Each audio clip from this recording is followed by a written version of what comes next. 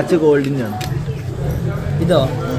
ഈ വാച്ച് ഇനിയിപ്പോൾ വലിയ വിവാദമാവും. ഇത് റോളക്സ് ആണ് വാച്ച്. നിങ്ങളുടെ നിൽക്കുക കഴിഞ്ഞ പ്രാവശ്യം ഇട്ടുകൊണ്ട് വരാന്ന് പറഞ്ഞാണ്. അല്ല ഇത് ഞാൻ പറഞ്ഞല്ലോ എനിക്ക് കുറച്ച് എക്സ്പെൻസീവ് കളക്ഷൻസ് ഉണ്ടെന്ന്. ആ കളക്ഷൻസിൽ പെട്ടൊരു കളക്ഷൻസ് ആണ്. ലക്ഷങ്ങളാണ് അത് ഞാൻ പറയുന്നത്. ഇത് പറഞ്ഞു കഴിഞ്ഞാൽ വലിയ വിവാദമാവും. റോളക്സ് ആണ്, ന്യൂ എഡിഷൻ ആണ്. അപ്പോൾ ഇനി ഇത് പറയുന്ന ആളുണ്ടല്ലോ, വാച്ചിനെ കുറിച്ച് പറയുന്ന ആൾ, ആ ഐറ്റം പറഞ്ഞോളൂ ഇതിനെ കുറിച്ചുള്ള ബാക്കിയുള്ള ഡീറ്റെയിൽസ് ഒക്കെ. ഞാൻ പറഞ്ഞിട്ട് വെറുതെ ഞാൻ ഏറി കയറുന്നില്ല. ഒന്ന് നീട്ടി കാണിച്ച. ഇത് അറബിക് സ്റ്റൈലാണ് കേട്ടോ. ഇങ്ങനെ ഈ വാച്ച് ഇതിൻ്റെ കൂടെ ഇങ്ങനെ പെയർ ചെയ്യുന്നത് ഒരു അറബിക് സ്റ്റൈലാണ്. ദുബായിൽ നിന്നാണ് മേടിച്ചത്. ദുബായിൽ നിന്ന് വാങ്ങിച്ചത്. എത്ര പൈസ വരും ഏകദേശം? ഇല്ല ഞാൻ പറയില്ല. 1 കോടി 5 ലക്ഷം 10 1 കോടി അങ്ങനെയൊന്നുമില്ല. വലിയ ക്യാഷ് ഒന്നുമില്ല. ചെറിയ എമൗണ്ട് എന്ന് പറഞ്ഞാൽ ഒരു 10 ലക്ഷം. പിന്നെ അത് പറഞ്ഞു കഴിഞ്ഞാൽ വലിയ എന്നാലും പറയും വേണ്ട. എന്നാലും ഇതിപ്പോ ഓൾറെഡി ട്രോൾ ആയി കഴിഞ്ഞു. വിവാദങ്ങളെ പേടിയാണോ? ഇല്ല, എനിക്ക് വിവാദങ്ങൾ പേടിയൊന്നുമില്ല. അറിയാണ്ട് വരുന്ന വിവാദങ്ങളാണ്. ഞാൻ അങ്ങനെ വലിയ വിവാദങ്ങൾക്ക് വേണ്ടി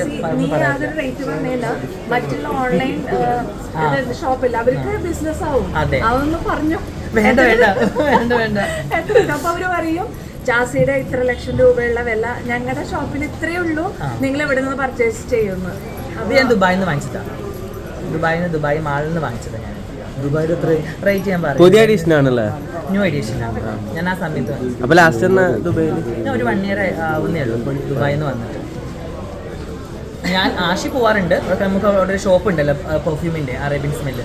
അപ്പം ഞാൻ ആഷി പോവും. ഞാനിപ്പോൾ എൻ്റെ പാസ്പോർട്ടിൽ ഇനി ഫീമെയിൽ ആക്കിയിട്ടേ പോകാൻ പറ്റുള്ളൂ. അപ്പോൾ അതുകൊണ്ട് എനിക്ക് പോകാൻ പറ്റും. എത്ര ടൈം എടുക്കും ഇനി ഫീമെയിൽ? അത് ഓൾറെഡി കൊടുത്തിട്ടുണ്ട്. പിന്നെ ഇലക്ഷൻ്റെ സമയമൊക്കെ അല്ലായിരുന്നോ, അപ്പോൾ അതുകൊണ്ട് ഇങ്ങനെ കുറച്ച് ഇതായി നിൽക്കുക. ഇവിടെ പുതിയ ഷോപ്പ് തുടങ്ങുന്നു പറഞ്ഞിട്ട് ഒരു ജെൻസിൻ്റെ ഷോപ്പ് തുടങ്ങുന്നുണ്ട്. ആഷി തുടങ്ങുന്നുണ്ട്. അതിൻ്റെ കാര്യങ്ങൾ നടന്നുകൊണ്ടിരിക്കുകയാണ്. അങ്ങനെ പോകുന്നു. ഇന്നലെ ജാൻമണി പറഞ്ഞു ജാസി പറഞ്ഞതിന്റെ പേരിലാണ് ഞാൻ മാപ്പ് പറഞ്ഞില്ല മറ്റേ ഹെൽനാസ് പാട്ടയോട്. ജാസി പറഞ്ഞുകൊണ്ട് മാത്രമാണ് ജസ്റ്റ് സൂചിപ്പിച്ചത്. അല്ല അത് എന്താണ് ഓൾറെഡി ആ കുട്ടി സ്റ്റോറി ഇട്ടുണ്ടായിരുന്നല്ലോ. അപ്പോൾ ഞാൻ ജാൻമണിയെ വിളിച്ചിട്ട് പറഞ്ഞു. ജാൻമണിക്ക് അത് അറിയില്ലായിരുന്നു ആരെക്കുറിച്ച് സംസാരിക്കുന്നുള്ളത്. അപ്പോൾ വേറെ ആളെ കുറിച്ചിട്ട് ആണ് സംസാരിക്കുന്നത് വെച്ചാണ് ജാൻമണി വന്ന് സംസാരിച്ചത്.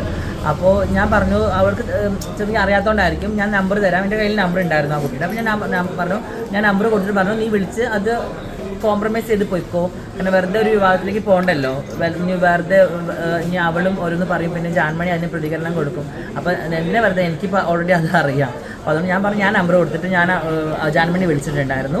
അവരത് നല്ല രീതിക്ക് സംസാരിച്ചു, ഓക്കെ ആക്കി എന്നാണ് എന്നോട് പറഞ്ഞത്. മാപ്പല്ല, അതൊരു ഡിസ്കഷൻ. എനിക്കറിയാതെ പറഞ്ഞു പോയതെന്നൊരു കാര്യം. മാപ്പൊന്നും പറയേണ്ട ആവശ്യമില്ലല്ലോ അതിന്. പക്ഷെ ജാൻമണി സംസാരിക്കുന്ന വോയിസ് ഹെൽനാസ് പാട്ട് ഇട്ടിട്ടുണ്ടായിരുന്നു. അതിൽ സോറി മോളെ എന്നല്ല അല്ലേ, അത് ഞാൻ കേട്ടായിരുന്നു. അത് ജസ്റ്റ് ആ ഹെൽനാസ് പാട്ടിനെ കുറിച്ചിട്ടാണ് പറയുന്നുള്ളത് ജാൻമണിക്ക് അറിയില്ലായിരുന്നു. അപ്പം അതുകൊണ്ടുള്ളൊരു ഒരു മിസ്അണ്ടർസ്റ്റാൻഡിങ് വന്നതാണ്. അത് പിന്നെ അങ്ങനെ സംസാരിച്ചത് ക്ലിയർ ആക്കി എന്നുള്ളതാണ്. ആ കിടക്കുന്ന ഡയമണ്ട് ആണോ ഇതോ? അല്ലല്ല ഇതോ? ഇല്ലല്ല, ഇത് നോർമലി. അത് ഞാൻ അതിൻ്റെ കൂടെ പെയർ ചെയ്തേ ഉള്ളൂ. ഈ ആമമോതിരം പോലെ എന്തെങ്കിലും സ്പെഷ്യലാണോ ഈ കൈ കിടക്കുന്ന ലവ് ചിഹ്നത്തിൻ്റെ ഇത്? അല്ല, ഇതൊക്കെ ഞാൻ എനിക്ക് ഇഷ്ടമായതുകൊണ്ട് അങ്ങനെ വാങ്ങിച്ചിട്ടൊന്നുള്ളൂ. സ്പെഷ്യലൊന്നുമില്ല. ഇത് പിന്നെ ഇങ്ങനെ ഇപ്പോൾ ഒരു ആമമോതിരം ഇട്ട് കഴിഞ്ഞാൽ നമുക്ക് കുറച്ച് നല്ല ഒരു പോസിറ്റിവിറ്റി കിട്ടും, നല്ലൊരു ഇത് കിട്ടും എന്നുള്ളതുകൊണ്ട് അങ്ങനെ ഇടുന്നതേ ഉള്ളൂ. ഫുള്ള് പോസിറ്റീവ് ആയതുകൊണ്ട് കുഴപ്പമില്ല. എല്ലാവരും ഇടുന്നുണ്ടാ. ഇത് സിൽവറിലാണ് ശരിക്കും ഇടേണ്ടത്. അതാണ് ഏറ്റവും നല്ലതെന്ന് പറഞ്ഞു കേട്ടിട്ടുണ്ടായിരുന്നു. ഞാൻ ഞാനിത് കണ്ടപ്പോൾ എനിക്ക് ഇഷ്ടമായപ്പോൾ അങ്ങനെ വാങ്ങിച്ചിട്ടുണ്ടായിരുന്നു. എത്ര പവനുണ്ട്? ആര്യ? ഞാൻ ഇഷാനിയാണോ? ഞങ്ങളിപ്പോൾ റീസെൻ്റ്ലി ഫ്രണ്ട് ആയതാണ്. എന്നാലും അത്യാവശ്യം ആയി അല്ലേ? അങ്ങനെ ഒരു വർഷത്തിൽ മേലെ ഞങ്ങൾ ചിലക്ക് വിളിച്ച് സംസാരിക്കാറുണ്ട്. അങ്ങനെ ഇവളും ബിസി ആവും. പിന്നെ ഈ ഭാഗത്തൊക്കെ വരുമ്പോൾ വിളിക്കാറുണ്ട്, സംസാരിക്കാറുണ്ട്. അങ്ങനെ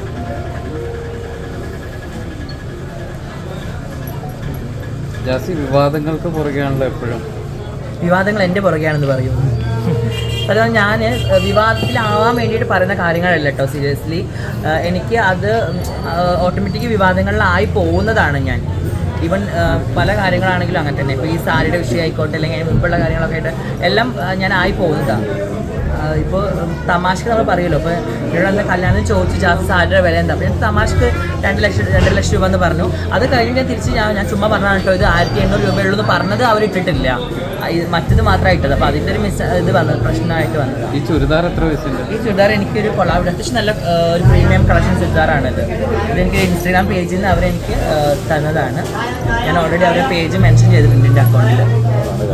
കൂടുതൽ കൊളാപ്സ് ഉണ്ടല്ലോ കിട്ടുന്നത്. കൊളാപ്സ് ഉണ്ട്, പിന്നെ നോർമലി എവിടെയെങ്കിലും പെട്ടെന്ന് പോകുമ്പോൾ കാണുമ്പോൾ ജസ്റ്റ് അങ്ങനെ ഇഷ്ടപ്പെട്ട പോയി വാങ്ങും, അങ്ങനെ ഒരുപാടൊന്നും ആലോചിക്കാറില്ല. ഈ സിനിമയിലേക്ക് വല്ല ഓഫർ വല്ലതും വരുന്നുണ്ടോ? എനിക്ക് തമിഴ് വരുന്നുണ്ട്, മലയാളത്തിൽ വരുന്നില്ല. മലയാളത്തിൽ അങ്ങനെ വന്നിട്ടുണ്ടായിരുന്നു. അത് നല്ല ഇതല്ലാതെ അങ്ങനെ തമിഴിൽ ആരുടെ ഒപ്പമാണോ വന്ന് പറയാൻ പറ്റുമോ? എനിക്ക് വിജയ് സേതുപതിയുടെ കൂടെ ഒരു മൂവി വന്നിട്ടുണ്ടായിരുന്നു, ഒരു ഹൊറർ ടച്ച് മൂവിയായിരുന്നു. പക്ഷെ അത് ചില പ്രശ്നങ്ങൾ കൊണ്ട് അത് നടന്നില്ല. ഈ പ്രാവശ്യത്തെ ബിഗ് ബോസിലേക്ക് വിളിച്ചിട്ടുണ്ടോ? എന്തെങ്കിലും അപ്ഡേഷൻ? ഇല്ല, ഞാൻ വിളിച്ചാലും ഇനി പോകാൻ സാധ്യത കുറവാണ്. അതെന്താണ്, പേടിയാണോ? അല്ല, കഴിഞ്ഞ സീസണിൽ ബിഗ് ബോസിൽ ഇനിയിപ്പോൾ അവിടെ ഒറിജിനൽ ഫേസ് പുറത്ത് വരും എന്നുള്ള ആ ഒരു പേടിയാണ്. പലരുടെയും കഴിഞ്ഞ പ്രാവശ്യം വന്നപ്പോഴത്തേക്ക് അങ്ങനെ ഉണ്ടായിരുന്നല്ലോ. അല്ല, ഞാൻ പൊതുവെ ഇങ്ങനെയാണ്, ഞാൻ പറയാനുള്ളത് ആരെ മുഖത്ത് നോക്കി പറയും. കുറേ വരുന്നത് കുറേ മണ്ടത്തരങ്ങളായിരിക്കും. ഞാൻ ഭയങ്കര ഒരു എനർജി ബോംബാണ്, എപ്പോഴും ഇങ്ങനെ ഭയങ്കര ഹാപ്പി ആയിട്ടിരിക്കുക, എൻ്റെ കൂടെയുള്ള ആൾക്കാരെ ഹാപ്പി ആക്കുക, സന്തോഷിപ്പിക്കുക, കുറച്ച് കോമഡി ഒക്കെ പറയുക. ഇനിയിപ്പോൾ കോമഡി പറഞ്ഞ് നമ്മൾ ആ ഒരു ആശയം കൊണ്ടുപോകാൻ പറ്റിയില്ലെങ്കിലോ പോവോ ജാസ്തി ഒറ്റയ്ക്ക്? അല്ല, ഞാൻ ഇപ്രാവശ്യം മിക്കവാറും പോകാൻ ചാൻസ് കുറവാണ്. കാരണം ഞങ്ങൾക്ക് ഷോപ്പിൻ്റെ കാര്യങ്ങളൊക്കെ നടക്കുന്നില്ല, പെട്ടെന്ന് എന്തായാലും പോക്ക് നടക്കില്ല. ആശി പോകണമെങ്കിൽ പോവട്ടെ, പക്ഷെ ആശി പോകത്തില്ല, ഇടത്തില്ല. നേരത്തെ ഒരു വീഡിയോയിൽ പറയുന്നുണ്ടായിരുന്നു ആഷി ജാസി ഇട്ടിട്ട് പോയായിരുന്നു എന്നൊക്കെ പറഞ്ഞൊരു വീഡിയോ കണ്ടായിരുന്നു. അതെന്താ സംഭവം? എനിക്കറിയില്ല. ഇതിപ്പോ ആശുപത്രി നിങ്ങളുടെ കൂടെ ഇന്നാഘോഷങ്ങൾ ഒരുമിച്ചല്ലേ വന്നത്, റീച്ചിന് വേണ്ടി ഓരോന്ന് പറയുന്നതായിരിക്കും. അതുപോലെ കഴിഞ്ഞ പ്രാവശ്യത്തെ വിഷയം കഴിഞ്ഞ പ്രാവശ്യം നമ്മളൊന്ന് ചോദിച്ചില്ലായിരുന്നു, നമ്മളൊന്ന് പറയുകയും ചെയ്തു ജാസി ആഷിനെ ഇട്ടിട്ട് പോകുന്നുള്ള. ഞാൻ കണ്ടായിരുന്നു ഒരു പെൺകുട്ടി ചുമ്മാ ഫേക്ക് ന്യൂസുകൾ അടിച്ചെടുക്കുക, അങ്ങനെ റീച്ച് വേണ്ട എല്ലാവർക്കും. അതുപോലെ കഴിഞ്ഞ റീച്ച് ഉണ്ടാവില്ല, അപ്പൊ അതുകൊണ്ട് അങ്ങനെ പറഞ്ഞായിരിക്കും. പക്ഷേ നിങ്ങളെ മുമ്പ് തന്നെ ഉള്ളത് 2 ദിവസമായിട്ട് ഇൻസ്റ്റയിൽ അത്യാവശ്യം ജാസിയുടെ ഭയങ്കരമായിട്ട് തെറി പറയുന്നൊരു വീഡിയോ ഭയങ്കരമായിട്ടും എന്റെയോ? അത് ലൈവിലാണെന്ന് തോന്നുന്നു.